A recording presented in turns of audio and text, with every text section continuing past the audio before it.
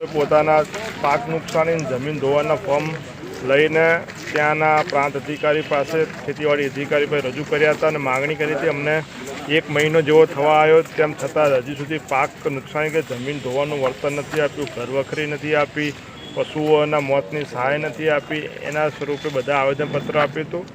આજે પણ જે વાવ તાલુકો હોય, સંપૂર્ણ જૂનો વાવ તાલુકો હોય, ધણીધર હોય કે થરાદના જે પણ અસરગ્રસ્ત 37 ગામના ખેડૂતો છે, એમને લઈને જિલ્લા વિકાસ અધિકારીને આવેદનપત્ર આપવાના છે અને ફોર્મ જમા કરાવવાના છે.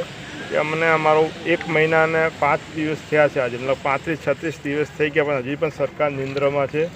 હજી સુધી પાક સહાયની જાહેરાત નથી કરતા, નથી જમીન ધોવાની કરતા. જે ઘરવખરીમાં રહી ગયા છે એમનું કંઈ કરતા નથી. પશુઓના મોત 10,000 કરતાં પણ વધુ થયા છે, તેમ છતાં જે આ લોકો પોસ્ટમોર્ટમ ના કરે, સમયસર 10 દિવસ સુધી સર્વે ના કર્યું. અને આજે ઘણા બધા ખેડૂતોને પશુઓની પણ સહાય નથી મળી, ઘર પડી ગયા છે કે કેશ ડોલના ઘણા બધા પ્રશ્ન છે. એને લઈને આજે ફરીથી અમે જિલ્લા વિકાસ અધિકારીને હજારોની સંખ્યામાં આવેદનપત્ર આપશું. વાવના ધારાસભ્ય કોંગ્રેસ પર આક્ષેપ કરી રહ્યા છે અને કહ્યું છે કે કોંગ્રેસ નાટક કરે છે અને ખેડૂતોને ગેરમાર્ગે દોરે. શું કહેશો? 36 દિવસ આજે પૂર આયાન થઈ ગયા, તો આટલા દિવસ ક્યાં ઊંઘ્યા હતા બધા? ગયા સોમવારે અમે સોઈગામમાં આવેદનપત્ર મોટી હજારોની સંખ્યામાં આપી વરસાદની અંદર.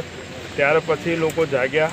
નહીંતર આ વિસ્તારમાં જમીન ધોવાનું નુકસાન થયું છે એમને ખબર નથી, તો શા માટે સરકારમાં રજૂઆત ના કરી? પાક નુકસાનીનો 1 મહિના જેવો સમય થઈ ગયો, કેમ ક્યારે ના રજૂઆત કરી કે અમે આમ કર્યું છે? પશુઓના મોત થયા, કેમ ના કર્યું? ઘણા બધા ગામની અંદર ઘરવખરી નથી મળી, કેમ રજૂઆત ના કરી?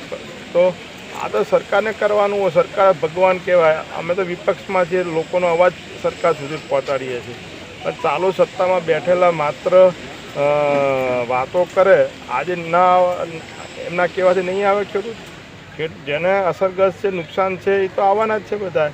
અને આવા કાતિરાની સિઝનની અંદર પણ અત્યારે હજારોની સંખ્યામાં લોકો આવશે જ. લોકોના પ્રશ્ન છે એને લઈને રજૂઆત કરવાની છે.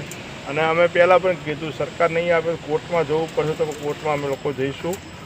પાક નુકસાન જમીન ધોવાણના અમે વળતર લઈને રહીશું. સાથે સાથે જે ઘરવખરી નથી મળી કે કેશ ડોલનો પ્રશ્ન છે, પશુઓનો મોતનો પ્રશ્ન છે, એ તમામ પ્રશ્નને લઈને આજે તો લડશું, પણ આગામી સમય પણ લડશું. બોટાદની અંદર જે ઘટના ઘટી છે, આજે આમ આદમી પાર્ટી દ્વારા પોલીસ પર હુમલો કરવામાં આવ્યો છે, સાથે પોલીસે લાઠીચાર્જ ખેડૂતો ઉપર કર્યો, તેને કઈ રીતે જોવો? દેખો, ગાંધી ચિંધ્યા માર્ગે કોઈ પણ આંદોલન થાય, ખેડૂતોનો અવાજ હોય તો પણ ગાંધી ચિંધ્યા માર્ગે ઉઠાવવો જોઈએ. અને સામે પોલીસે પણ કોઈ પણ આંદોલન તોડવા બળ પ્રયોગ ના કરવો જોઈએ. અને ખેડૂતો આમાં નેતાઓ તો ભાષણો કરી નીકળી જ જશે, પણ હવે જે ભોગવવાનું આવશે, ત્યાં જે ખેડૂતો ઉપર કેસ થયા છે એમને તારીખો ભરવાની છે. એટલે કોઈ પણ લોકશાહીની અંદર ગાંધી ચિંધ્યા માર્ગે આંદોલનો થાય.